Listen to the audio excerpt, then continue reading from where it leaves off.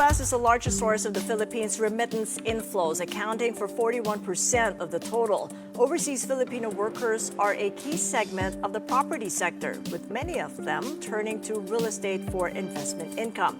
Our next guest says President Trump's 1% remittance tax from his big, beautiful bill could serve to dampen the property investing here in the Philippines by OFWs. With us now is Colliers Philippines Director and Head of Research, Joey Roy Bondoc. Good to have you back, Joey. Yes. Welcome to the Kathy, program. yes. Good morning. Yeah, I was looking back at something you published online. I think that was in March, and you did say that remittances of OFWs are a low-hanging fruit for the recovery of the Philippine property market. Yeah. So what now, given the 1% tax on remittances coming from the U.S.? Well, I think this will have a detrimental impact on the remittances coming from the U.S.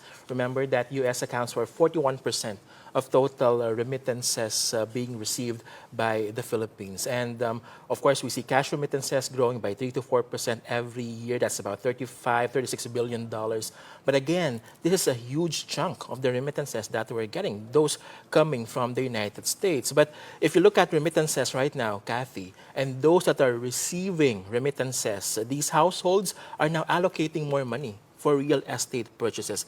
Major reason why I mentioned in my previous report that the OFW segment is a low-hanging fruit. I mean, certain developers in the Philippines, RLC Residences, they invited me in Singapore, Hong Kong, Vista in Abu Dhabi, Dubai, Ayala Land in Singapore. And I really see the people, the faces buying all these residential units, whether it's a condominium, house and lot, or residential lot only. So we believe that this is a segment that will likely help revive the Philippine property market. But with this uncertainty, the take-up now is in peril, the take-up of the verticals and the horizontals. That's correct. Because a lot more are going to want to spend on essentials rather than on a big-ticket purchase like property. That's correct. So what impact would it have on the property recovery then? Are we changing the timelines? Yeah, I think right now, Kathy, the most affected segment for the residential sector, especially the condominiums in Metro Manila, the mid-income sector. As we always say, that's the 3.2 to 7 to 12 million. So 3.2 to 12 million pesos per condominium unit. And if you look at the capital region right now, Kathy, a huge chunk of the unsold condominium units, easily about 50-60% of the unsold ready for occupancy condominiums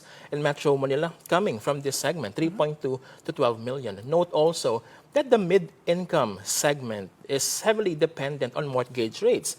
The concern is mortgage rates remain elevated. Even if the central bank has been cutting interest rates, mortgage rates still at 7.7%, still elevated. That's why we're still seeing a dampened take-up for these lower-priced condominium units in Metro Manila. I remember a couple of months back how we started this year was the word oversupply. Let's take a look at and baseline that, because you've got a couple of graphs here that you just gave a couple of hours ago, so fresh off the laptop.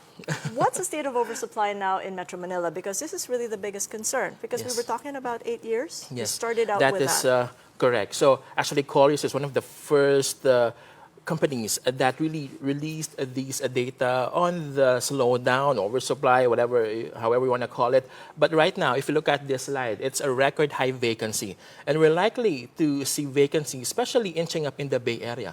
Note that the Bay Area, from 2017 to 2019, which was a POGO heyday in Metro Manila, we saw a lot of developers launching this mid-income priced condo units, 3.2 to 12 million pesos per unit. But again, the POGOs have left the Philippines. You have the impacts of the COVID-19 pandemic. You have elevated mortgage rates, and therefore resulting in a very slow take-up. And even for those units in the secondary market, Kathy, meaning those units have been turned over already to the buyer. And the buyer is now looking for a reseller and a buyer and someone who will lease out the condominium unit. The problem is we don't have people that will rent those condos right now, therefore resulting in elevated vacancy across Metro Manila. Although I have to note that it's not all across the capital region. Certain locations, including the Bay Area, is heavily affected by this vacancy. Well, presumably the developers and banks would come out with even bigger promos, because that kind of worked out over the past couple of months in the take-up. But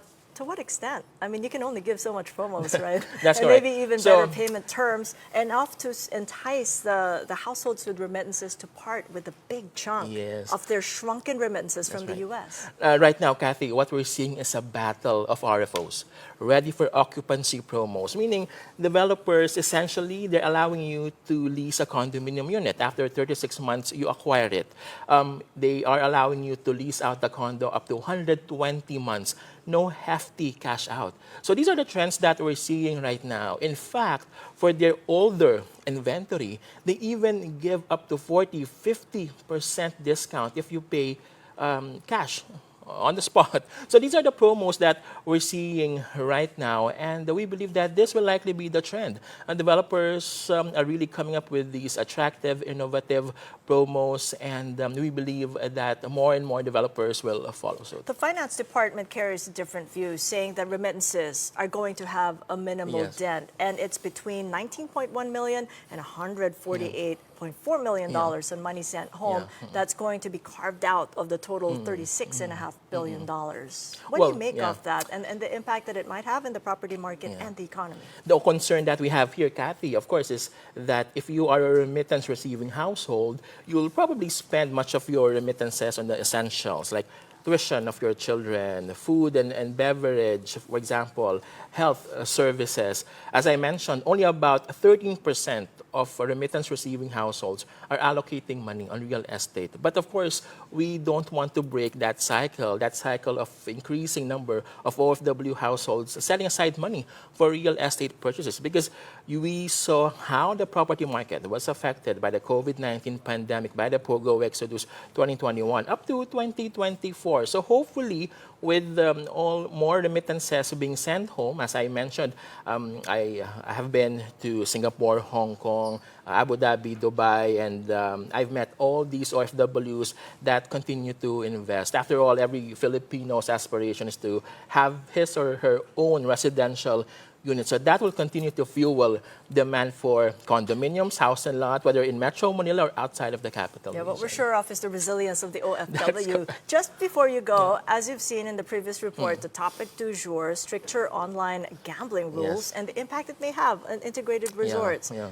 What do you think? Might it contain business? I think right now, Kathy, what the government is calling for is a stricter policy on online gambling, but the legitimate operations. In our view, if you look at integrated resorts, of course, this will be beneficial for them. Of course, the government wants to ward off the underground activities because a total ban will definitely result in the rise of these underground activities. It will be more difficult for the government to catch these illegal operators. So a stricter policy is, I believe, in the works, and hopefully this will be beneficial for integrated resorts, especially, right now, South Korean tourists are down, Chinese tourists are down. I understand that there are other markets that the Department of Tourism is trying to attract. So hopefully, these new markets, whether it's the Middle Eastern or other European markets, can help fill that void and hopefully result in a greater take-up of hotels as well as more revenues for the integrated resorts. Right, a lot of other revenue Yes. streams. Well, thank you so much, Thank Joey. you. Appreciate the Of insights as course. always. Thank you. Joey Bondoc of Colliers, Philippines.